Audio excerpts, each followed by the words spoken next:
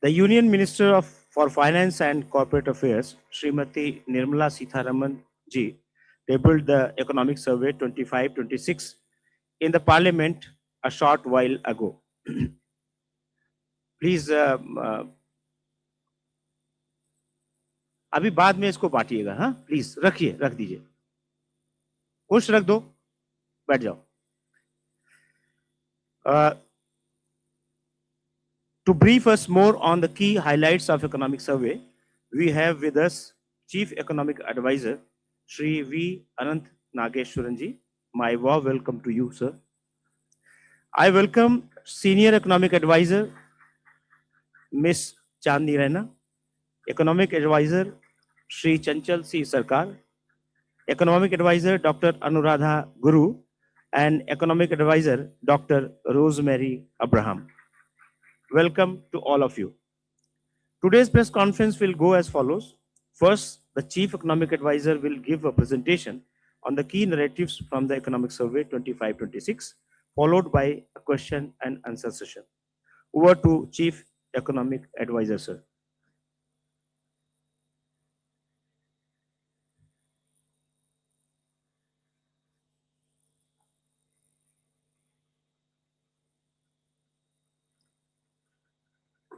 Good afternoon, ladies and gentlemen, and my colleagues, friends. It's a pleasure to stand in front of you and present the Economic Survey for 25-26 again. And wish you all a very happy and healthy 2026. We have 11 more months to go. So may the year be blessed with happiness and good health for all of you. This Economic Survey's cover actually symbolizes the key message that we have on the importance of manufacturing and exports for India's future growth in a very fragmented world and a fractious global environment. The survey takes you through 5 parts, the presentation as well, our current economic performance, and what are our priorities for the next 25 years, and how are we going to pursue them in the global context, which is somewhat unpredictable and even dangerous.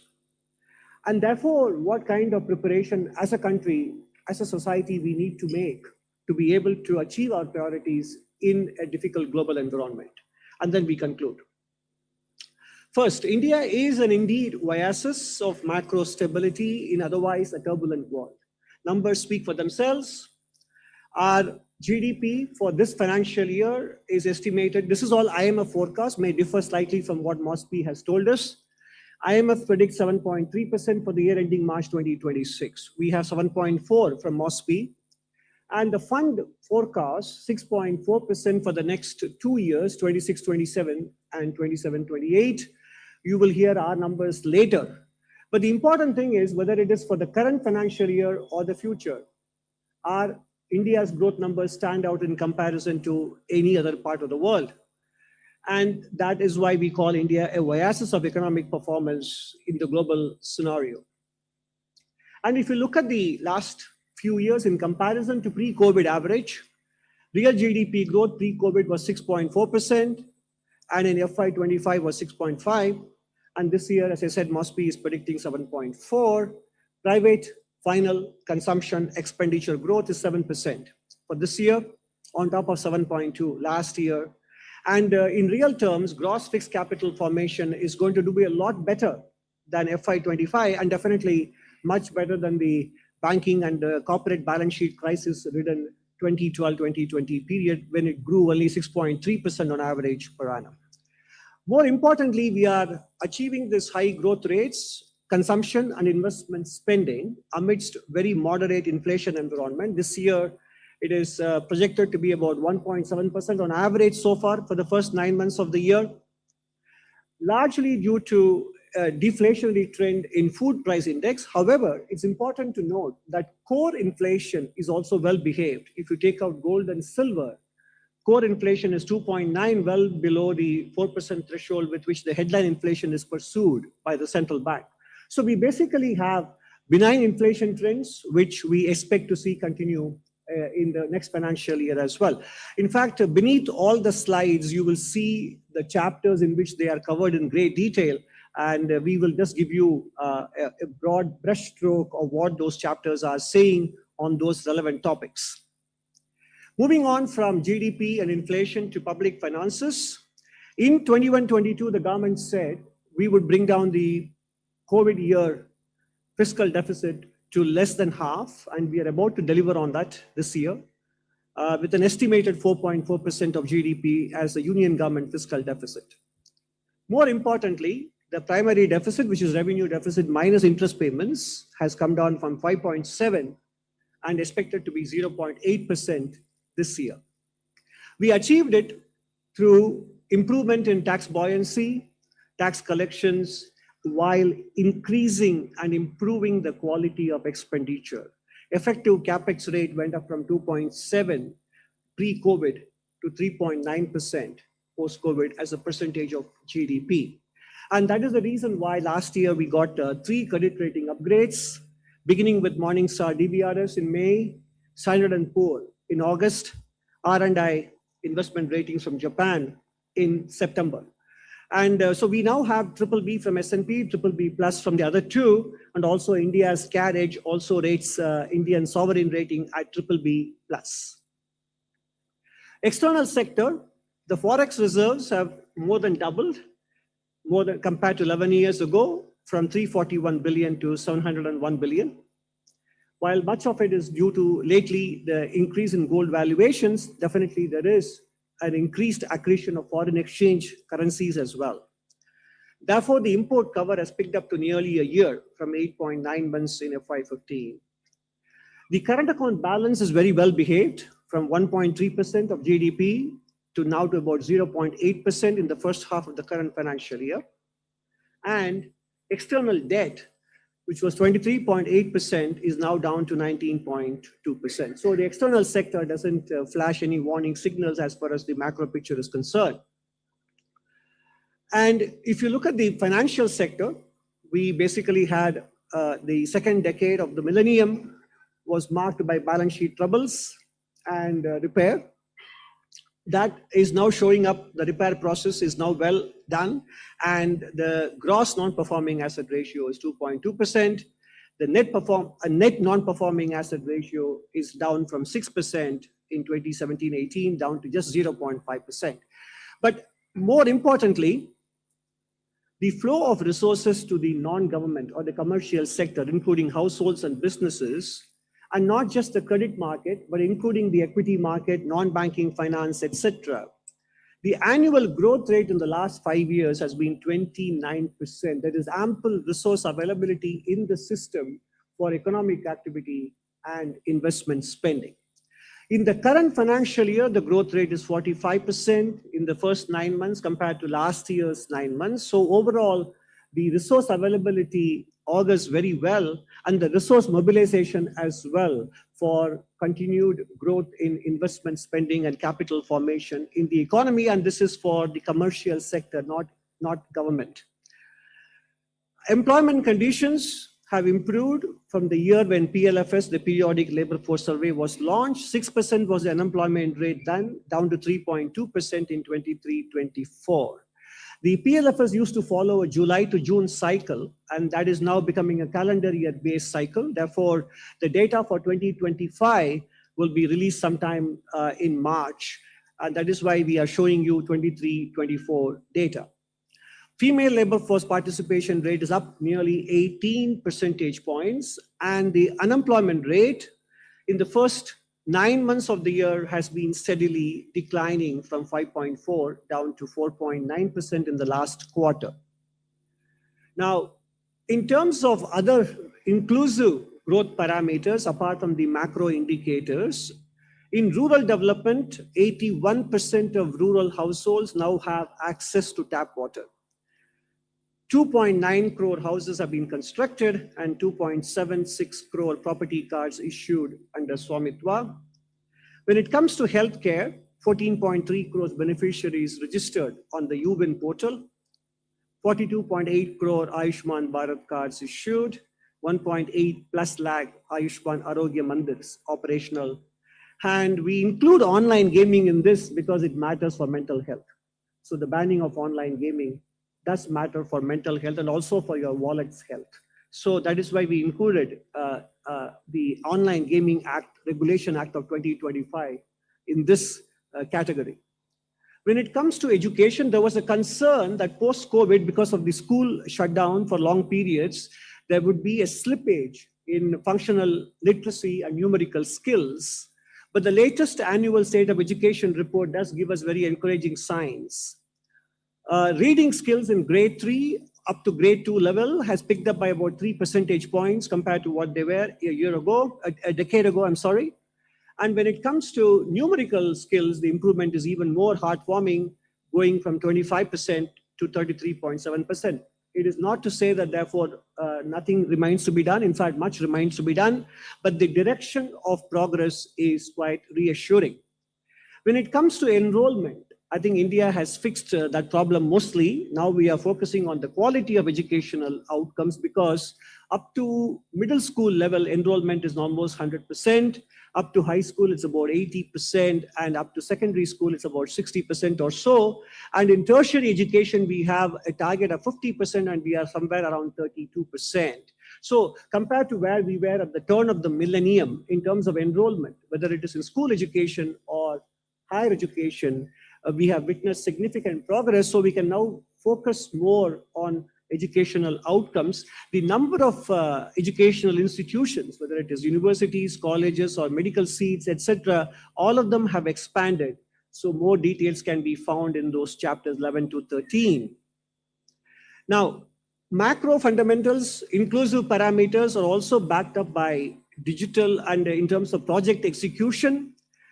If you look at the project approvals by the PPP Appraisal Committee, which was barely less than 9,000 crores in FY23. Now it's more than 1 lakh crores, and that too up to November only. The number of operational high-speed corridors in terms of length of kilometers in highways, just 550 kilometers, improved to 5,360 kilometers, and that too only up to December. The commissioning of railway networks from 1,500 to more than doubling to 3,100 plus. Port infrastructure having gone up in terms of cargo handled and the capacity of ports in terms of tonnage. The numbers speak for themselves. What is interesting to me when I was putting the survey together was the one on the bottom right. The growth of inland water transport as a very viable means of transporting people and goods. The growth rate of freight handled or goods handled by inland water transportation went from 18 million metric tons to 146 in the last 11 years, recording a compounded annual growth rate of 21%. And that's very impressive. So we are now tapping all sources of transportation mode to power economic activity in the country. Digital connectivity. India has a very steep decline in data costs compared to any other country in the world. Perhaps we are the cheapest, and of course, I would consider it a mixed blessing in different ways, and you will see later why it's a mixed blessing. Number of broadband subscribers has gone up from 6 crores to 100 crores. And in terms of the Department of Telecom, in terms of deregulation processes, the application approval time for centralized right-of-way portals has come down by 90% from 450 days to just 40 days. And in terms of rural connectivity, more than 13,000 towers operational, nearly 20,000 villages with 4G mobile, and 2.1 lakh gram panchayats connected with broadband.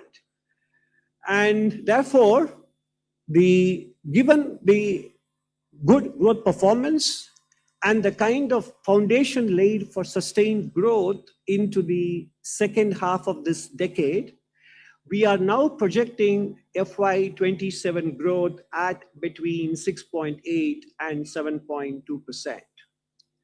So therefore, your midpoint is 7% on top of the growth rates we have achieved post-COVID, with the most recent estimate being 7.4 for FY26. So in other words, we are projecting, notwithstanding the global situation, we are projecting on the back of domestic accomplishments and domestic reforms that the growth momentum is intact, and we will be able to grow at between 6.8 and 7.2% in real terms. We are aware that the base year revision will be announced in the end of February, and we are confident that we will be able to maintain this growth rate under the new base year and data from MOSPI. Now, having talked about the performance of the economy, which gives us a very strong foundation, we go to the part 2 of this presentation. We look at the issues of long-term importance to the Indian economy, which are covered in detail in the economic survey. First, the outcome of rising global uncertainty for the country is the effect on the capital account and therefore on the currency. As an emerging market and a capital importing country, developments in India's external account reflects the impact of the rise in global uncertainty. India's gross FDI has been growing very well. In FY26, gross FDI is at least 10% higher than last year. But net FDI has been on the weaker side, partly because of profit taking by investors who have invested in the earlier decades, and also because of the compulsion that Indian businesses face to invest overseas. So ODI by Indian businesses has also increased. So as a result, net FDI numbers are not where we would like them to be, although they are not alarming. Portfolio investors have various reasons. One is the valuation and the lack of a so-called AI story in India, and also the overall uncertainty caused by the tariff situation is holding them back from committing more money into the Indian market. But as a contrarian, when sentiment towards India is actually on the weaker side, that is when the future prospective returns will look the brightest, actually. And if you look at the currency, therefore, as a country that depends on imported capital to meet a current account deficit, even though the deficit itself is on the lower side, if capital flows become weaker, naturally the currency reflects that.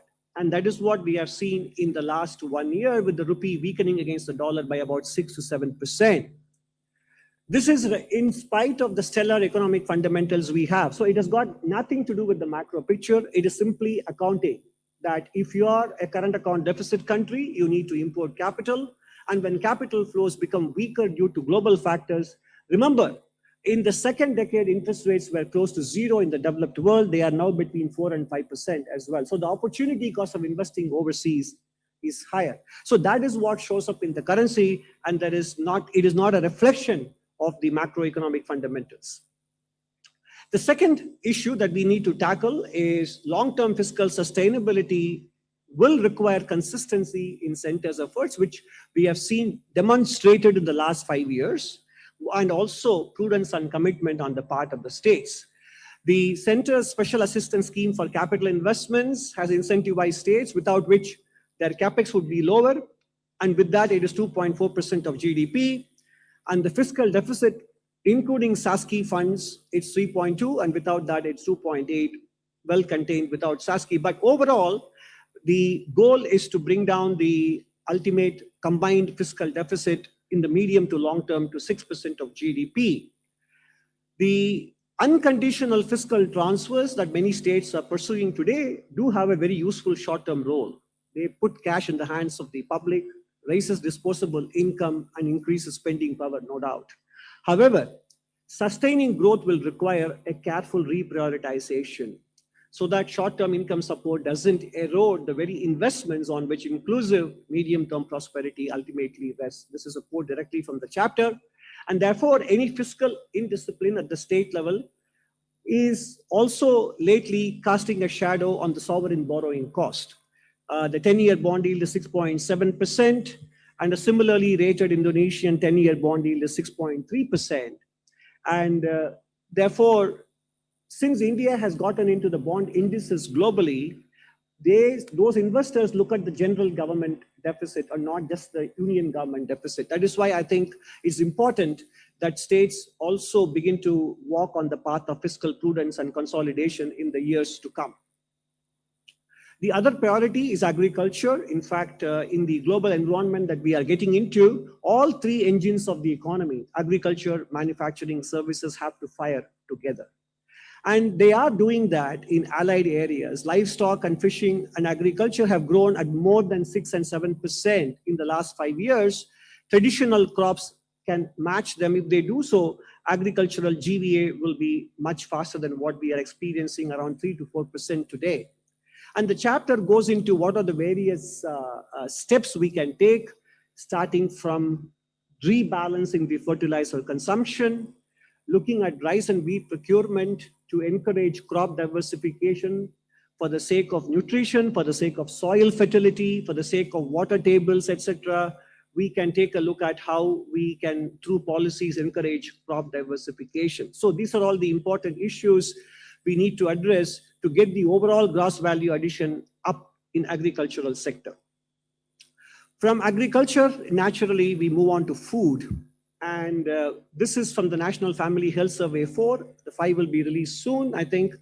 But the important thing is, Indian obesity is a major issue for reaping the demographic dividend. Physical health, mental health, emotional health, all three factors are necessary apart from skilling and education for the country to be able to reap the demographic dividend. So this economic survey, while in the last two surveys we have focused much more on mental health, this time we also focus on the physical health aspect. And one early and easy step that the private sector can take is to allow food labeling to reflect the risks of what people are consuming. So compared to other countries in the region and globally, Indian food labeling can improve so that people can make conscious choices in what they eat, etc. And therefore, obesity is an important factor, and it will not be addressed only by government efforts. It requires citizens' consciousness and private sector cooperation as well. So when I spoke about the data cost being the lowest in the world, I said it's a mixed blessing, and here it is why. Compulsive scrolling and social comparison is linked to anxiety and depressive symptoms, and we have been covering it in the previous two economic surveys, and we continue to do so. But we are very happy to note that Andhra Pradesh government is contemplating restricting social media for children under 16, so is the Goan government, etc. But it is again a matter of policy and conscious choices to be made by citizens themselves, because exposure to screen time, sedentary lifestyle, ultra-processed food consumption increase the risk of anxiety and suicidal thoughts significantly among our adolescents and also in the people in the early working age population as well. And this is a silent scourge, and we need to fix that if we are going to achieve our long-term growth aspirations. Education and skilling is slightly more familiar turf for all of us, but even here, the news is encouraging. A lot of us are concerned about how we will fare in the AI era. The good news is that employers actually still value soft skills, engagement, self-efficacy, working with others, adaptability, and management skills matter a lot more than technological skills.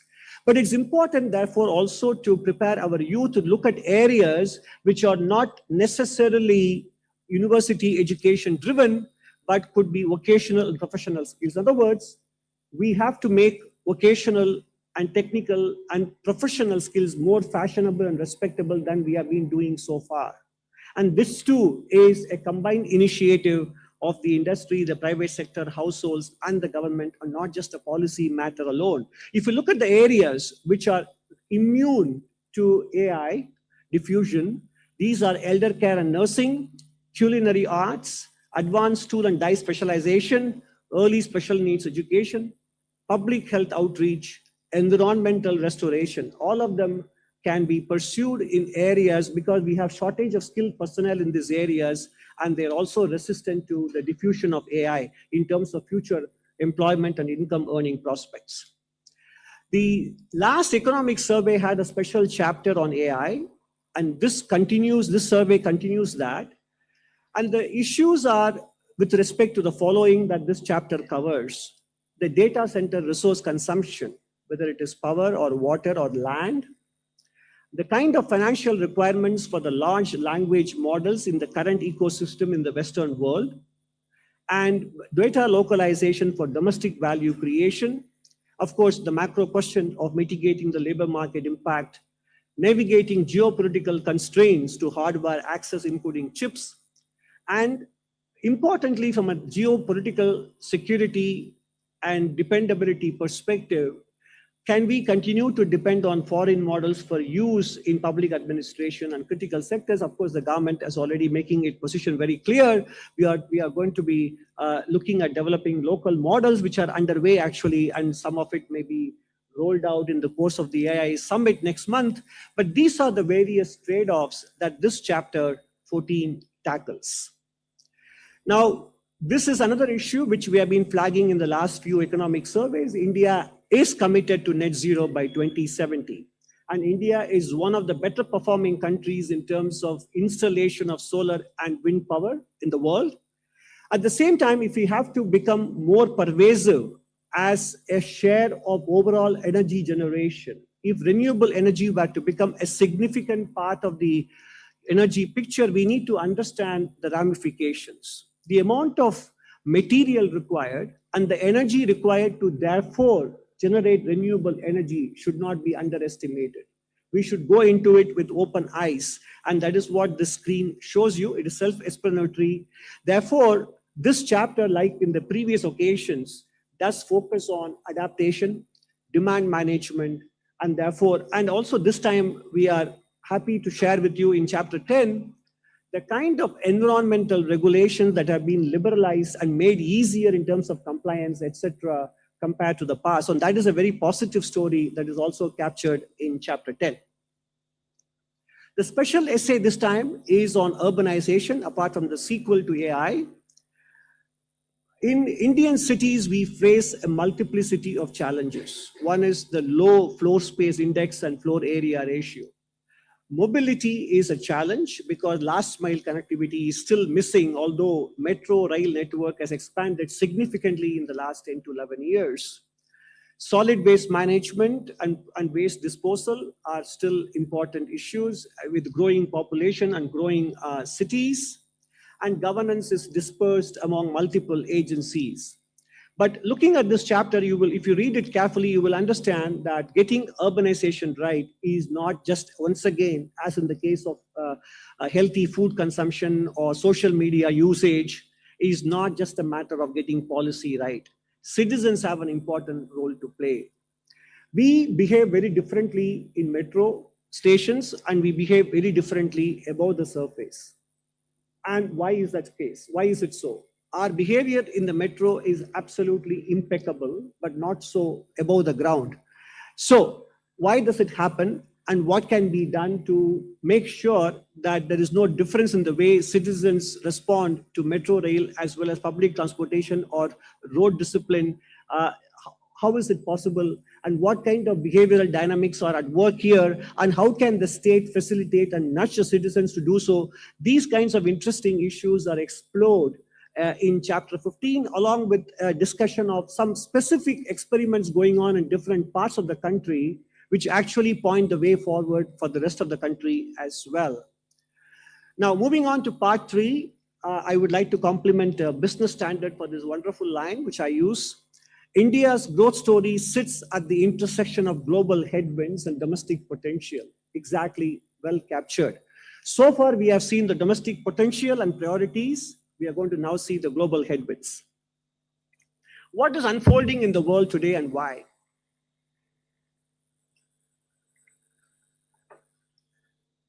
If you look at the 5 bright pink boxes, this fund manager has predicted it in 2020 that the world will face populism, trade wars, financial repression, military conflicts, and negative real yields.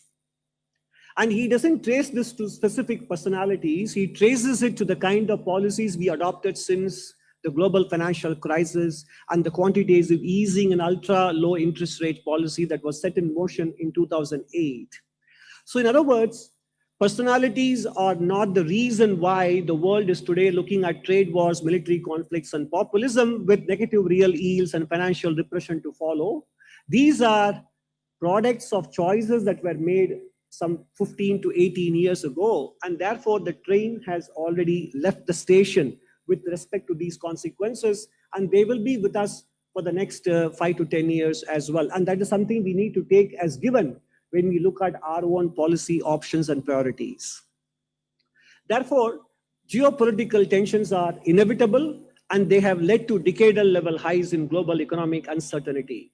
The uncertainty index reached historic highs when the reciprocal tariffs were announced, but still they are much higher compared to where they were in the turn of the millennium.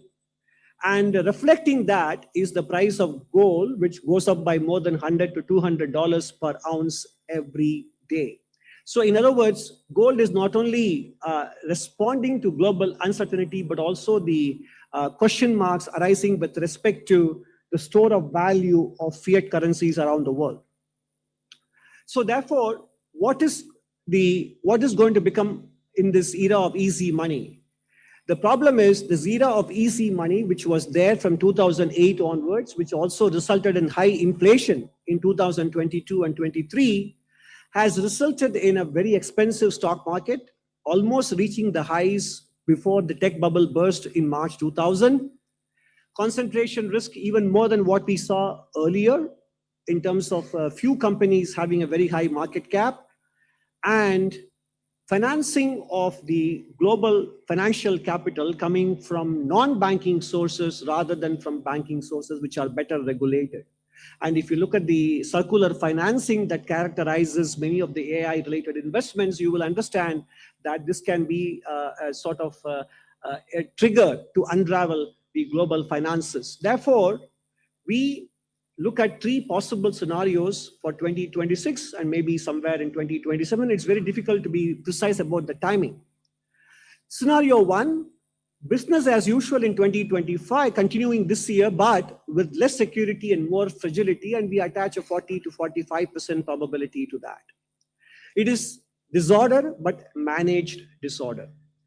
Scenario two is a worse version of scenario one, and that will result in sharper trade-off for emerging economies, including India, between autonomy, growth, and stability, and supply chains will become even more politicized. Scenario three is the worst of them. It's a systemic shock cascade.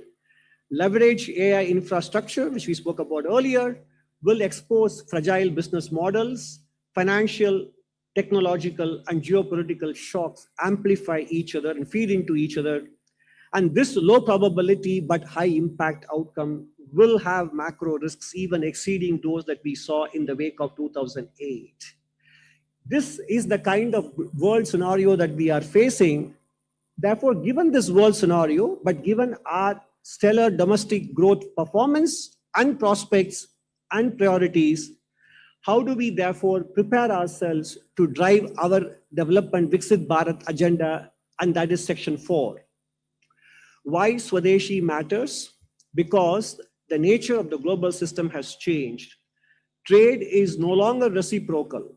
Markets are no longer neutral, and supply chains have become instruments of state power. And we have seen them in several examples across the world.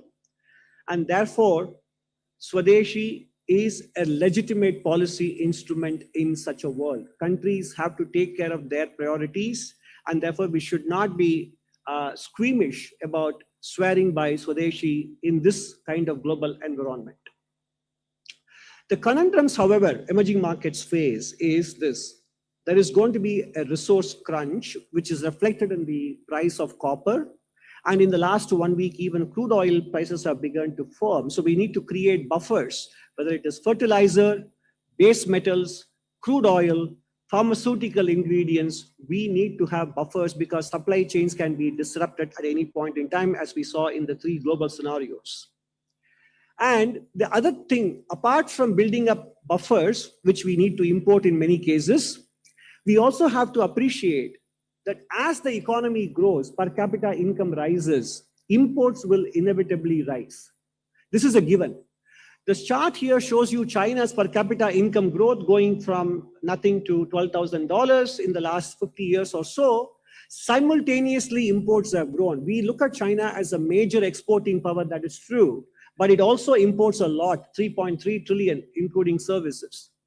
So similarly, India going from $2,500 per capita to $20,000 per capita in the next 25 years will also see its imports rise. Therefore, means we have to export or attract capital to pay for it.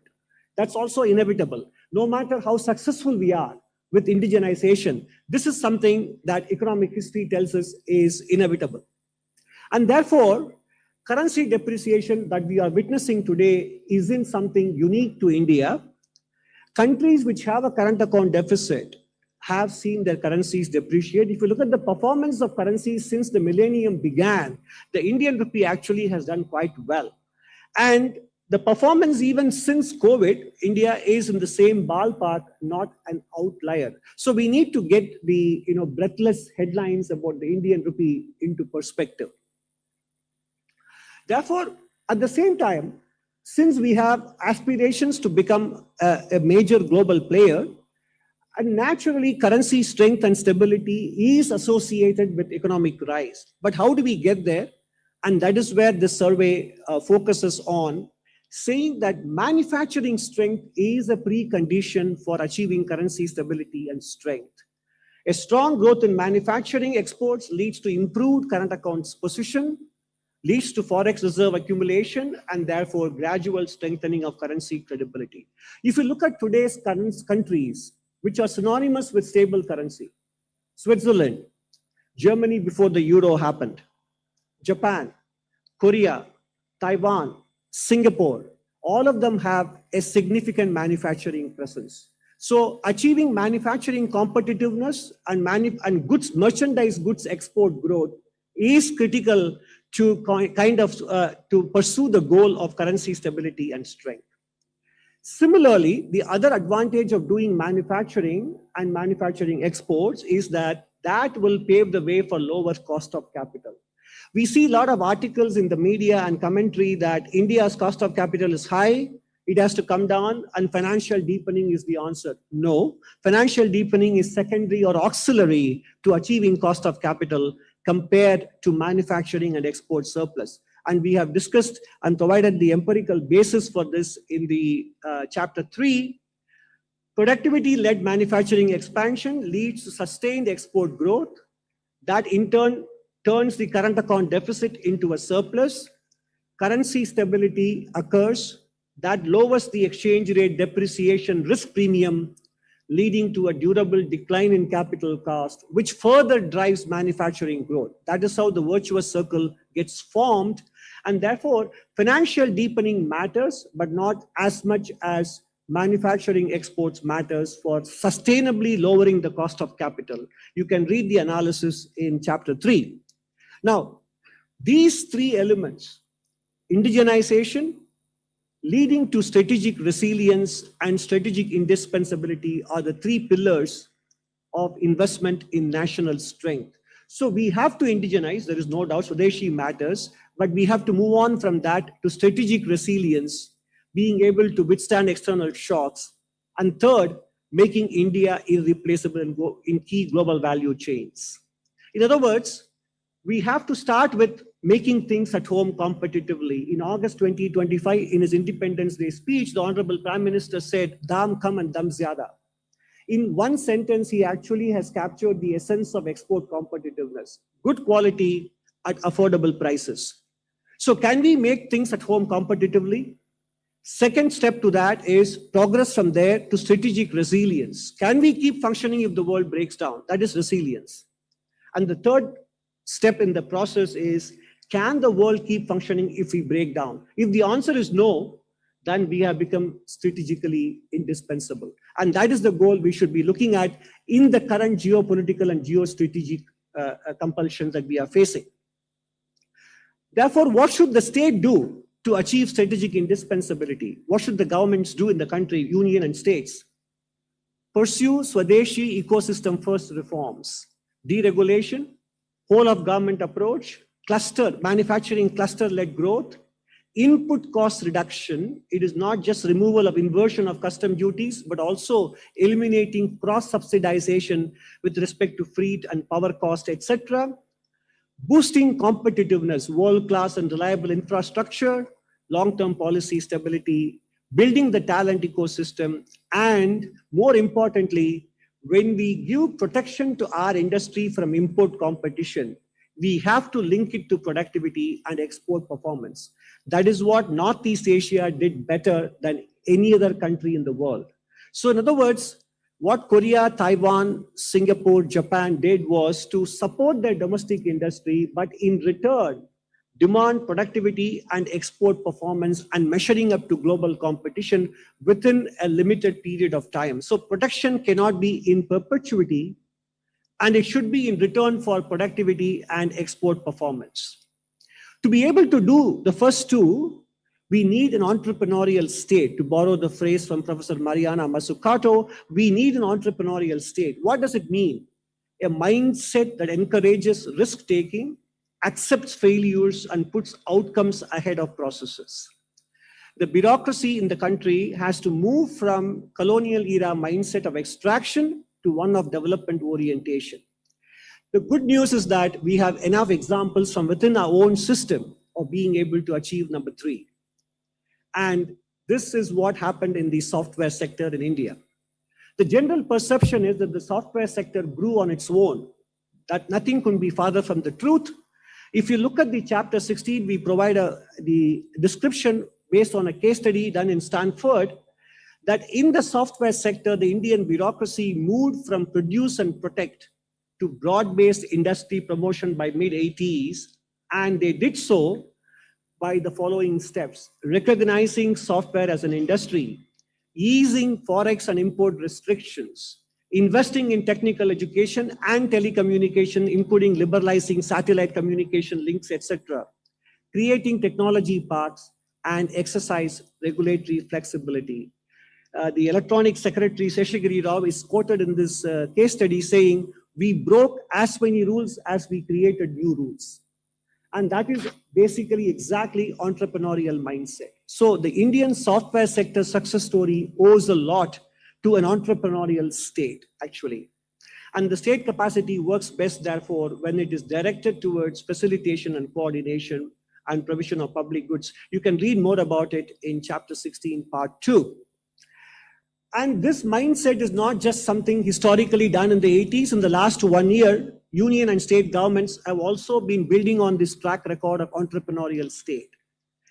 In the last 1 year alone, starting from the budget of February 2025, we have seen simplification of Income Tax Act, GST 2.0 with the lower better processes and 2 simple slabs, and higher direct tax exemptions and slabs, relaxation and suspension of quality control orders, which exerted a lot of adverse pressure on small and medium enterprises, replacement of Manrega, plugging leakages with GRAM-G, notification of labor codes, and the Ministry of Road Transport and Highways shifting from L1 basis to a technical score-based basis for choosing consultants to prepare detailed project reports. This is a very important step. It's a process reform that will percolate down to other ministries as well.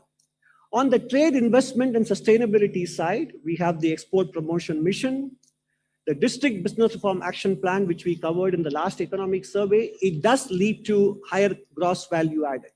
Whichever states are advancing in BRAP, they are seeing a better growth in gross value addition.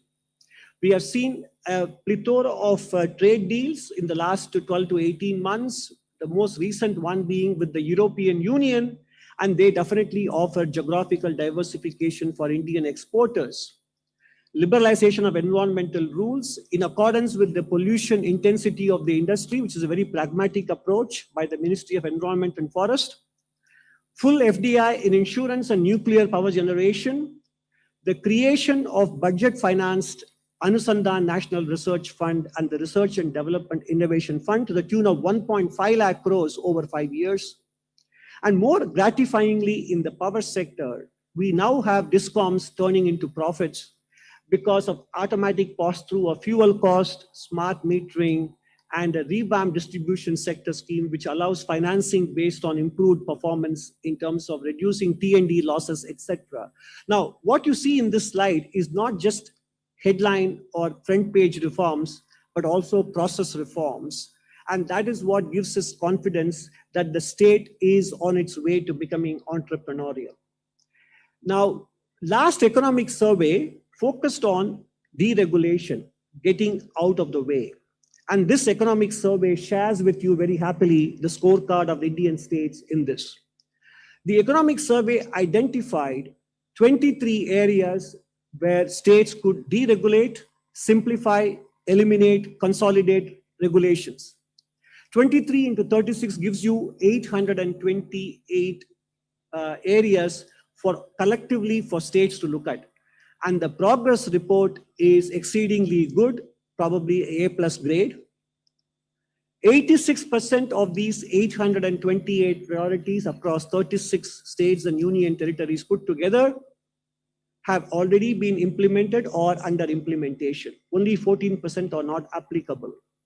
So in other words, states have taken up deregulation in the following areas: land, building and construction, labor, utilities and permissions, and general priorities very enthusiastically, so much so that they are now embarking on phase 2 of deregulation as well. So this is a very tangible and concrete example of the Indian state moving into problem solving, process reform, entrepreneurial mode from a procedure-led mode. And in a nutshell, this is what gives national power. The index of national power is a combination of productive force, institutional quality, and strategic concentration. Productive force illustrated by infrastructure, manufacturing, skilled labor force. Institutional quality, basically the legislature, the judiciary, the media, and regulatory bodies. Strategic concentration in terms of core areas where we need to prioritize in terms of indigenization and Swadeshi, etc. If we are able to get all these three balance right, then we will rank very high in the index of national power. This is the equation of national power. According to a speech given by Dr. Rajan in 2005 in the Nani Palkiwala Memorial Lecture, apparently Mr. Palkiwala said, "We are not poor by nature. We are poor by policy." Dr. Rajan concluded his speech by saying, one day we will be able to say, we are not rich by nature, we are rich by policy. I think we are almost there at this point where we can say we are not rich by nature, but rich by policy. This gives us the confidence to be able to share something optimistic with you. 3 years ago, we wrote in the economic survey that the maximum potential growth of the Indian economy was 6.5%, and with reforms, it could rise to between 7 and 8% per annum in the medium term. On the back of the evidence I have shared with you in the last 40 minutes in terms of actual performance, creation of public investments, the good health of the financial sector, enthusiastic uptake of state-level deregulation, and both process and policy reforms of the union government, this economic survey, despite the geopolitical environment being what it is confidently upgrading India's potential growth to 7% per annum from 6.5% 3 years ago. And chapter 1 gives you details on how we managed to arrive at this positive conclusion on the back of the track record that the Indian economy and policy makers have been able to display post-COVID in particular. So India's potential growth is 7%, and that is why you saw that our GDP projection for 26-27 is between 6.8 and 7.2%. Of course, subject to geopolitical risk factors, commodity prices, etc. All of them can derail the calculations on a short-term basis. But on a sustained medium-term trend growth for the Indian economy, we believe now it is 7%. If we are able to achieve manufacturing and export competitiveness and pursue further process reforms in the areas of land and cross-subsidization and bring down the cost of manufacturing, this 7% can even rise to 7.5% and 8% in the next few years as well. In conclusion, ladies and gentlemen, we have done well. As they say in German, wir haben gut gemacht. We are doing better post-COVID. But the world is more predictable and dangerous. We acknowledge that. We have promises to keep and miles to go before we can sleep. We have to reimagine the way we are organized as a state and reimagine the way we function as well. And that applies to the government, the private sector, and households. Businesses and households have to internalize their responsibilities. As a society, we have to embrace delayed gratification. Then we will become strategically indispensable. The late Sir Mark Tully said, I am an optimist because I have seen the Indian people do the impossible every single day. We concur with him, and as a mark of respect to him, we feel the Indian people will do the impossible every single day in the next 25 years on our way to Viksit Bharat. Thank you very much.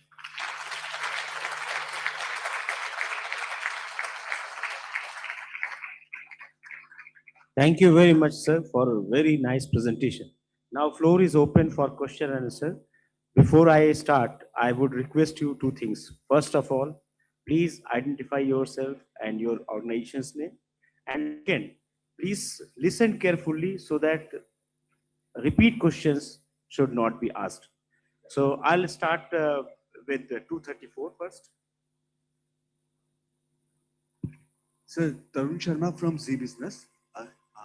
Sir मैं सवाल हिंदी में पूछना चाहूँगा। आपने बहुत अच्छी presentation बनाई है और बहुत ही रियलिस्टिक प्रेजेंटेशन है इस बार। लेकिन सर एक चीज़ जो मुझे लग रहा है कि मिस हो गई, पोल्यूशन। सर आपने पोल्यूशन को एक बड़ा फैक्टर इसमें नहीं माना। क्या बड़ी वजह रही सर कि आपने अर्बनाइजेशन की बात करी, मेंटल हेल्थ की बात करी, लेकिन पोल्यूशन को टच?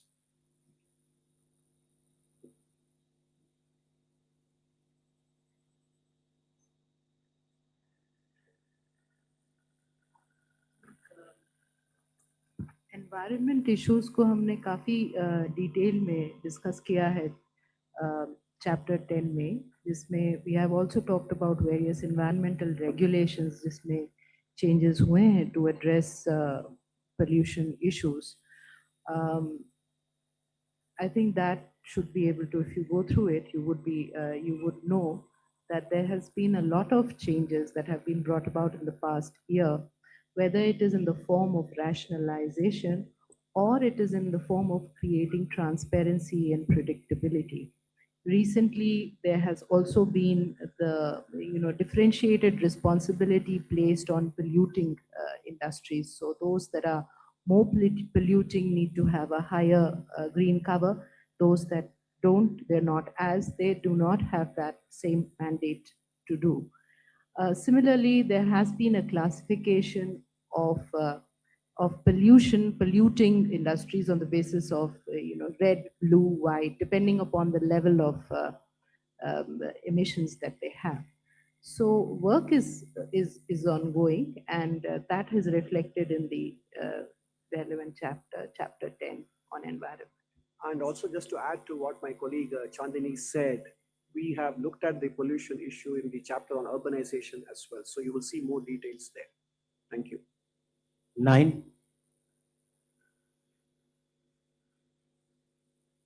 सर मैं राजीव हूँ, दैनिक जागरण अखबार से। सर मेरा सवाल है कि ये जो ग्रोथ रेट आप करंट फाइनेंशियल ईयर के लिए 7% है और नेक्स्ट के लिए 6.8 to 7.2% आपने प्रोजेक्ट किया है, तो मतलब क्या इस रेट से हम लोग 2047 तक विकसित भारत बन जाएंगे? क्योंकि पहले जो अनुमान लगाया जा रहा था वो मोर देन 8% का हमेशा अनुमान लगाया गया है।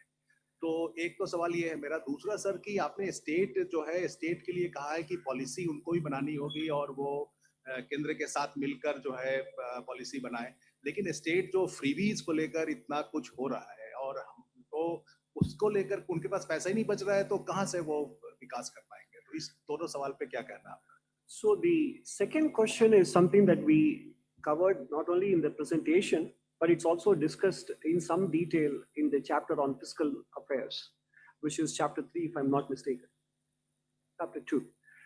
So you will see a discussion on it on the unconditional transfers. So far, the high nominal GDP growth, GSDP growth in states has provided enough cover for these transfers to happen, which is why the overall fiscal deficit of states is still 2.8% if you do not include the SASCI loans. So it has not had an impact on the fiscal deficit, but naturally some of it has come at the expense of capital expenditure on the part of states. But that is why we have flagged this issue. So I mentioned this in the presentation as well. Now, as far as the growth rate that is needed, that mention of 8% is in dollar terms. So if you're able to grow at sustainably at 7% on average, there could be a given year in which it is higher, or another year could be lower, etc. In real terms, in Indian rupee, then if you were to add the inflation rate that will be experienced in the United States, for example, minus the inflation rate in India, that is what will give you the dollar GDP growth rate. Historically, even in the last 40 years, India's dollar GDP growth has averaged about 8.7%. And therefore, and that has, even in this period, we have gone through a lot of global challenges, global crisis, etc. So a 7% real GDP growth is compatible with the 8+% dollar GDP growth, which is what will take us there. And more importantly, as time goes by, what constitutes Viksit Bharat is not a number in terms of per capita income or absolute GDP size. It's about whether the current generation feels that it is doing better than the previous generation, and whether they are very confident that their future generation will do better than them. That is a sign of development. 270.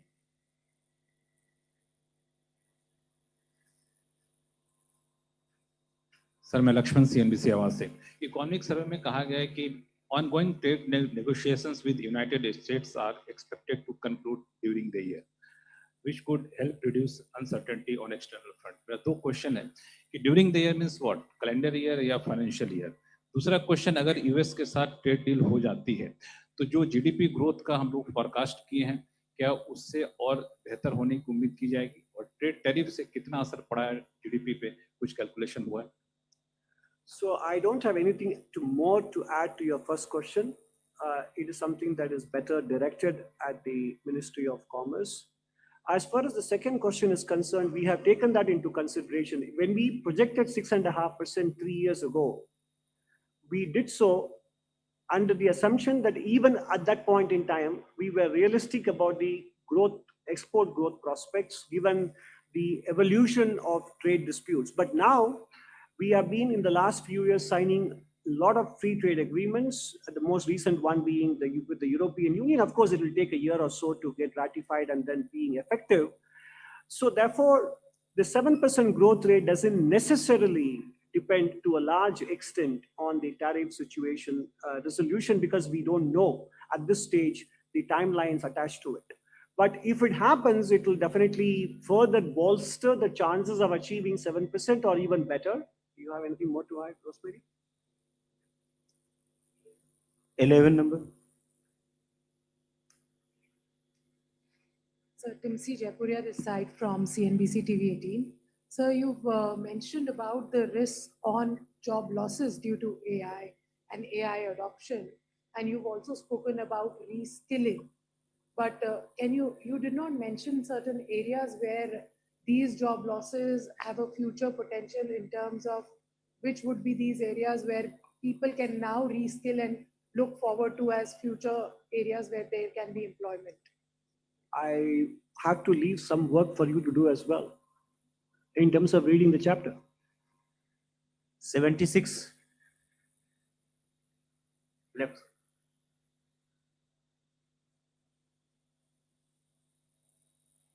So just a couple of questions. This is Vikas Dhoot from the Business Standard newspaper.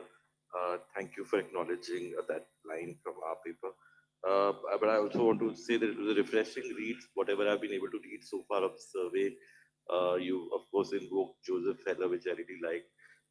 But you talked about the indiscriminate quality control orders that we're now pushing back on, and some of the other reforms that the government has recently done, and which is what you said is added a sense of dynamism in the functioning of the government, which you expect will take us to the next level. Now, I wanted to get a sense from you on this issue that you flagged of the cost of capital. You said the rupee is punching below its weight for some reasons, but the concern comes for you from the investors, seeing the rupee's decline as a cause of concern. And you said that investor reluctance warrants attention. So I wanted to get a sense of whether you can elaborate a bit more on what kind of attention would we need to address this investor reluctance? And is it only about the rupee, or there's a broader concern that is driving investor reluctance? And secondly, I have a question on PPP, but I will ask after this. So I did not use the word indiscriminate, by the way, it's your word, not mine. So it's in the I simply preface. said quality controls orders have been revoked and suspended. And that's a good thing because the government revisits some of its own stance when the empirical experience is shows that the net costs are higher than the net benefits, etc. So that is exactly the point I made, nothing more, nothing less. And when it comes to investors, I have nothing more to add. I said valuation concerns, maybe the fact that India doesn't have an AI story and uncertainties related to tariff might be holding investors back. But if you look at the pros of FIIs over the years, there have been times when they have come in and when they have been out for slightly longish period and we would like them to be, etc. So I also said usually when sentiment is weak, that is actually also a good contrarian indicator for the market to revive and for investors to come back. So there are both geopolitical factors. I alluded to the opportunity cost of sending money overseas, etc. So multiple factors. It is neither correct nor would it do justice to the issue to try and reduce it to just a couple of variables. So second, just a quick I question. think we should probably let others and then come back later. Yes, one question is, I think you have to be considerate of this. So 54. Please, friend. So this is Rishabh Bhatnagar with NDTV Profit. Firstly, sir, what is the sort of impact that you're seeing of the rebasing of the CPI when it comes to inflation assessment? And secondly, you point that private investment intentions are improving. What does it mean given the fact that there are certain penal tariffs still in place? The new CPI would be released on 12th of February. So we would be knowing the numbers, but we are not expecting inflation to be a major concern at this point, given the drivers are really benign at this point in time. 237. The next question on private investment intentions, Dr. Sansad Sarkar will respond to you. Hello, sir. Yeah. My name is Suchandrima. I'm from INS. I have two questions. The first is rupee has breached 92 level against US dollar today. So how do you look this situation and how can this be tackled? And my second question is on foreign investors are selling fast in India stock market since last year. So in this case, cause of serious concern, how can they be brought back into India? So I think the answer to the rupee valuation is exactly what we discussed. So the long-term answer is manufacturing competitiveness, exports. And in the short run, some developments may not be in our control. But more importantly, the fact that the rupee is not reflecting the macro fundamentals and the sustained growth rate will definitely catch the attention of some investors, and that is when the tide will turn. And if you look at the rupee's performance, as I showed you, it isn't out of line with all other emerging market currencies have gone through and are going through at this point in time. It is a geopolitical risk. I mean, and that is what is reflected, not just in the Indian rupee, but elsewhere. That's why I wanted to put the Indian rupee performance in the context of what's happening elsewhere. So the answer to your question lies in the fact that as the currency remains weak and fundamentals continue to display strength and solidity, investors will reappraise their stance towards the currency. And if we continue on the path of structural reforms, as we have been doing in the last 12 to 18 months, both in the union and state governments, then as Indian exports show resilience and even growth, that will also further consolidate the revised perceptions on the Indian rupee going forward. Two number. I think you lost. Yeah. Oh, sorry. Thank you so much. So good afternoon, Sapna Das here from CNBC TV 18. So two quick ones. You explained a lot on the rupee and the commentary is also quite significant what you mentioned in the survey. But, given the fact that all these are reforms underway or need to be done, are being done, are in the process, in the pipeline, the fact remains that our real effective exchange rate has also come down substantially, over the last few days. So, in the near term, what's the outlook from the government side as far as the INR is concerned on that journey? Because there doesn't seem to be a stoppage at the moment in terms of the downward spiral for the reasons, that have been explained pretty well. So that's one. And so secondly, you have probably, kind of suggested or said that could consider the fact that without a complete privatization or without government losing control over CPSEs, maybe the stake can be cut to 26% in the PSUs. 26% without by retaining the government company tag, and the other option is to continue with the coming below 51% via the OFS route without changing the company definition in the Companies Act. Something on those lines. Are we talking about a possible return to privatization agenda, which has not been spoken about in the last 3 odd years? It'd be nice to put it, please. Thank you. Thank you for the question. On the second part of your query, Economic Survey has given an option to explore the possibility of monetizing on the government stake. It's not about completely lock, stock, barrel sale of the company. That is not what is written out there. What we have mentioned there is, in case of listed companies, only for listed companies, what we effectively need is 26% stake, which is the special resolution right stake. So for those listed companies, given the fact that almost in 30% of our listed companies, we have come below around 60% shareholding. So if you have to remain as a government company, by definition, government has to hold 51% stake. So in case government wants to keep these companies as government companies, what government could do is to amend the Companies Act and say that for listed companies, that threshold would be 26%. So they would remain as government companies. The other option is, if government wants to take a decision on privatization of these companies, then you can very well do that without amending the definition. So the moment you go below 51%, you become a non-government company by that clause. But this is only a suggestion that Economic Survey has given. Government could explore this at a later point in time in detail. The concerned department would be probably deeper. So they would look at it in depth and would examine this matter. This is only a suggestion at this point in time. Thank you. Sapna, as for your first question, I think I've given enough answers already on the rupee, apart from what I have said. I don't think the government of India gives outlook for the rupee. We are not the private sector. And we reflect, the rupee reflects the market forces. And if at all, you may want to direct your question to Mint Street in Mumbai. I would request only one question may be asked, and please don't repeat the same question. 81.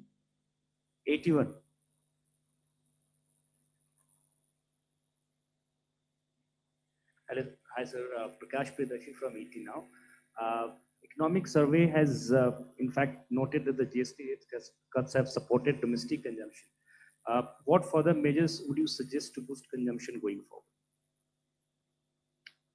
Look, growth is the important driver of consumption, and the government has done few things. One is the reduction in the indirect tax rates and the widening of the slabs, the reduction in the GST rates, now the ensuring that both monetary and fiscal policy contributes to lower inflation, also puts purchasing power in the hands of people. These are all the various steps that the government has taken to raise disposable income and purchasing power, and that is why consumption growth is holding up at high levels. So a lot of these actions are feeding through or flowing through in terms of the disposable income and continued employment growth. And that is why the notification of labor codes and even the various deregulation exercises, to the extent that they boost economic activity, leading to employment generation, more income, and therefore more purchasing power and more consumption. That is how the economic cycle moves on. 25.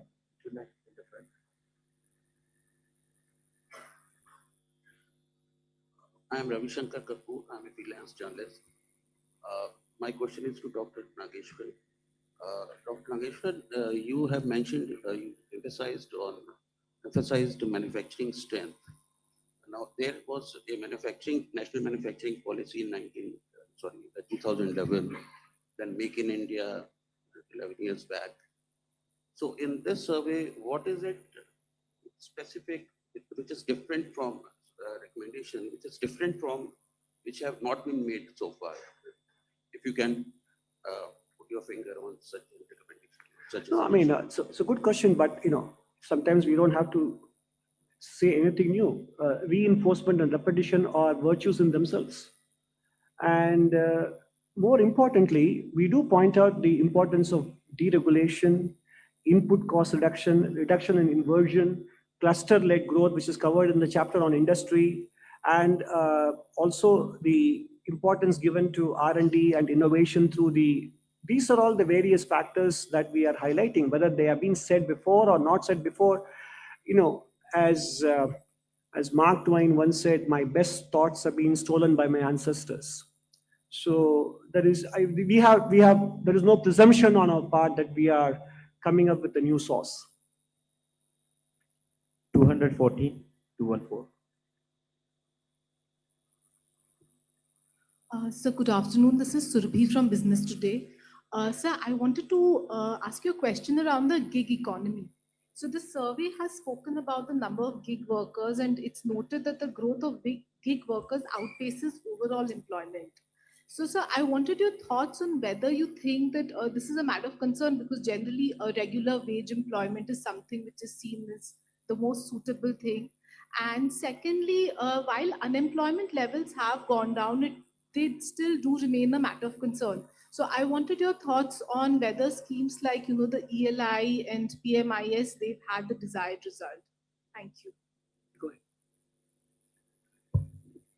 So your first question on whether growing gig economy is a matter of concern is, I don't think so, because even the labor codes have now recognized gig workers. They have given a definition, and now they are going to be brought under social security norms. So the idea of the government is to treat them as on par with other workforce and provide them the necessary social security. And of course, when the labor code gets fully implemented, you will actually see a rise in their wages also. There will be stabilization. So there is no concern on that front as of now.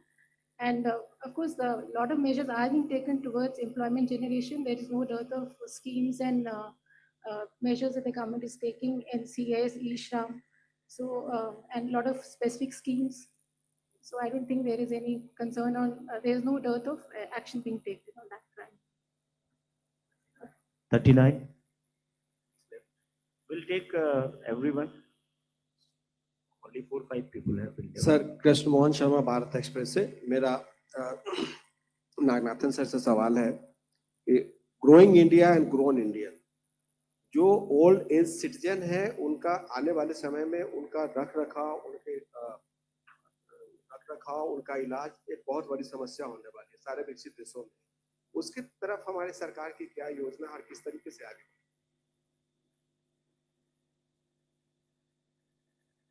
So I think last year in the survey we had covered a lot about elder care also, and elder care being an economy of its own. And I think also a NITI Aayog report on how elder care can be taken care of and what all actions government can be taken and is also being taken. So I think action on that is ongoing. 280. So good afternoon. So with what briefly I could read in the given time, this survey does flag US stablecoins as a risk to capital flow stability. From an India stance point of view, is there further on cryptocurrency or stablecoins that the survey mentions of? There hasn't been much since the FSB IMF report. What is the actual operative part of your statement? What is the question? Does the survey mention anything related to cryptocurrency or stablecoins? Our position is very similar to what is being articulated by the Deputy Governor of the Reserve Bank of India, that yes, I mean, and it is not just unique to India. First of all, the US dollar stable coins are still not operational yet. As and when it happens, we have to observe and see what kind of implications it has towards global capital flows, and also in terms of Indian-centric capital outflows or inflows, etc. So right now, there is nothing more to add to than what we have already said in the survey. And it is in congruence with what the Deputy Governor, Mr. Ravi Shankar, has been speaking about on this topic. 238. So this is Priyansh from Money Control. I know you have spoken on the rupee, but it is a question on rupee again. So sir, one part is that the survey says that a rupee adds to imported inflation. That's one risk. But it also says that it is on a net basis good for the merchandise trade balance. So it also is positive for that. So is there a level that you have in mind beyond which the effects would be negative for the economy? I think it is difficult to put some numbers there. I think the paragraph that you're referring to is based on an econometric exercise we did. And it is a continuation of the exercise we wrote about in the last economic survey, where we looked at the aggregate trade deficit. And this time we broke it down into impact of the rupee on exports, imports, capital flows separately, a disaggregated analysis, which is a continuation of what we did in the previous economic survey. I would urge you to read it in full to be able to find the answers to your question. 424. Hello, sir. Ruchika from Business Standard. First of all, congratulations for a very comprehensive and forward-looking survey. Sir, in context of what the survey talks about, the fiscal indiscipline at the state level casting a shadow on sovereign borrowing costs, just wanted to get a view, is the survey placing a greater risk to sovereign bond yields because of the states, given that fiscally, if we take out SASCI, the fiscal deficit has been contained at 2.8%? I think there's nothing more to add to what I said in the course of the presentation, because investors, since Indian bond market has been, sovereign bond market has been open to foreign investors, they do look at the general government deficit, and whether it is 4.4 plus 2.8 or whether it is 4.4 plus 3, depending on what the actual number turns out to be for the union and the state governments, it is still on the higher side. Our long-term goal, which was enunciated in the old FRBM, was around 6%. So, and investors do take a look at this overall figure. And that is why we said right now, I also answered in an earlier question that because of good nominal GDP growth, GSDP growth, there is no aggregate impact on the fiscal deficit numbers, but quality of expenditure may be suffering, again, in relation to what could be possible. And those expenditure are the ones that have higher multiplier effect even for employment and income generation for the very households that are being supported through unconditional cash transfers. So this is all there is to it, and I have nothing more to add to that. 142.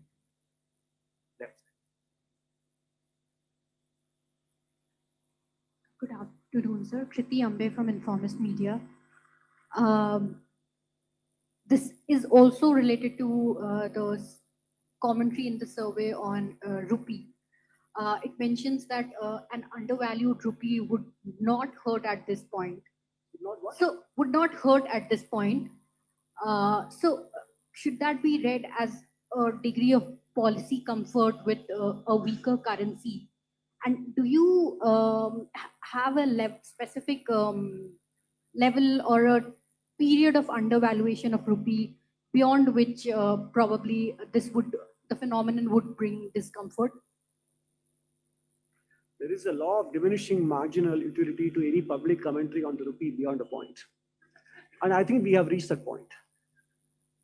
22. We'll take the last two questions after. Sir, I'm Shalini from ANI. Sir, my question is, as you mentioned during the presentation about the role that manufacturing units play for GDP growth, can you mention what are those subsectors?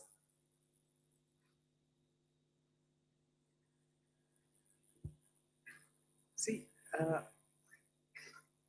as the manufacturing has been an important emphasis of recent government policies, including the National Manufacturing Mission, which aims for achieving GDP from roughly about 12.9% to 25% in a sectoral manner, like emphasizing on sectoral issues. Also, if you see the PLI, that 14 broad sector, which has brought in 2 lakh crore of investment and 19 lakh crore of output and 12 lakh jobs. So if you see these, it is clear that these are the sectors that is on the priority list of the government. Thank you. 26. Just to add to what And my then colleague Chanchal said, in chapter 16, also in part 1, we do talk about the kind of manufacturing, which sectors we should take up first for indigenization, which can come later, which can be left to market forces, which can be actively promoted by the state, etc., given strategic considerations. That's also covered in chapter 16, part 1, in addition to chapter 10. Chapter 9 is the industry chapter. And chapter 8 is industry, and chapter 16, part 1. Together, that gives you an idea about the kind of manufacturing strategy we should be pursuing. Yes, 26. So this is the Oh, your mic is not working. Yeah, it's okay. This is Deepak Pandit from New Indian Express. So last year you had yeah. So last year in your economic survey report, you had said you had flagged the risk of over financialization of Indian markets. This year also you said that Indian financial markets are far away from the ground reality. So what are the steps the government has taken so far, and what more it can do to address this issue? I don't think I remember saying it in the survey, but maybe in some other public appearances. But subsequently, there have been a lot of regulatory action taken by SEBI. So there is nothing more to add to that. 17. I think this is the last question. Good afternoon. I'm Nikul Johri from Reuters. The survey mentioned imposing age-based access limits for use of social media, and you briefly mentioned that age-based access limit for social media, and you briefly mentioned in your presentation as well the example of Andhra Pradesh and Goa. So, do you think the Indian government, should also come up with a regulation just like Australia, which currently bans use of social media for children under 16? I have no specific idea about when or if the government of India would do so. And even in those countries, it is still very early stage. They are trying to assess how effective it is, etc. But what we have heard is that the Andhra government and the Goan government are mulling these ideas. But as I said, some of these things need not necessarily only be policy driven. There is as much to do for the civil society, educational institutions, parents, and the adults themselves. Policy can help, but I think these are also issues which go beyond policy. But I don't have any idea on whether government of India is contemplating something like this. Now this is last question. 47, last. Okay, one question, private investment. Sir. Yeah, so go ahead. Somebody had asked about private investment. Where are you seeing the signs of private investment coming up? We had mentioned about the CapEx survey in our chapter. There has been an increase of 66% in the CapEx allocation. That was the first ever survey. The second survey is going on. Even if you don't take the government surveys, if you look at CMI announcements, the corporate announcements that have happened, in the first half of last year, it would have been somewhere around 7 trillion. And this year, it would have been 14 trillion. Another metric that you can look at is the growth in the net fixed capital assets of at least the listed companies. Compared to last year, it has gone up this year. I haven't mentioned this in the survey, but these are the ways in which you can look at how the corporate investment is picking up. Thank you. Sir, Subhash Narayan from Mint. I just wanted to check, the survey is pitching for overhauling the RTI. That's mentioned in page 660 of the report. What is the logic? What is the rationale? I think the logic is given in the, first of all, I wouldn't use the word overhauling. And second, the logic is what is explained in the box item. That's the answer.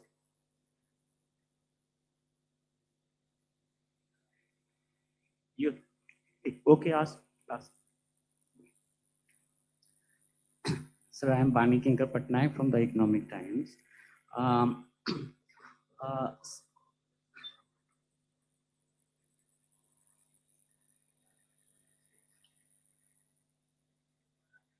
Hope Sir, you're okay. okay.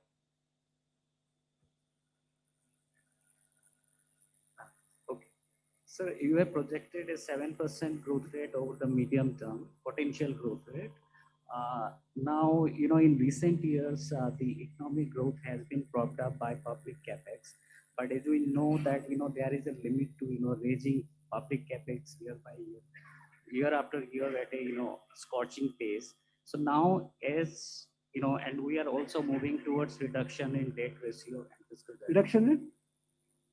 Debt ratio and the fiscal deficit. We are moving towards, reducing that further. So that makes, keeping this elevated capex thing a bit more difficult, year after year. So in your medium-term potential growth rate, have you, accounted for this, this aspect that there will be a point where keeping public capex at beyond probably 3% of GDP would be much more difficult? These are fair questions, but I think the important point to realize is that India's overall GFCF ratio to GDP is about 30%, and it's not entirely due to the public sector. Private sector capital formation may not be at the level that we saw in terms of growth rates between 2003 and 8. That was a different world. So that is why we are not going back to 8.5%, 9% growth that we saw in that era. So the kind of composition of growth that we have looked at, 7% is feasible with the current level of the private sector and public sector capital formation. Whether it requires in some specific years public sector to do more than 3% or less, those are things we need to calibrate based on the prevailing situation at that point. There cannot be a blanket answer to that. So just to add to that point, even when we had been consolidating, if you actually look into our fiscal chapter, you will see that our effective capex has only gone up as percentage of GDP. So consolidation does not mean that capex is going to come down. This has happened in the case of state governments as well. The capex is remaining intact at 2.4% despite the compression in the revenue. Thank you. So, चलते एक last 11.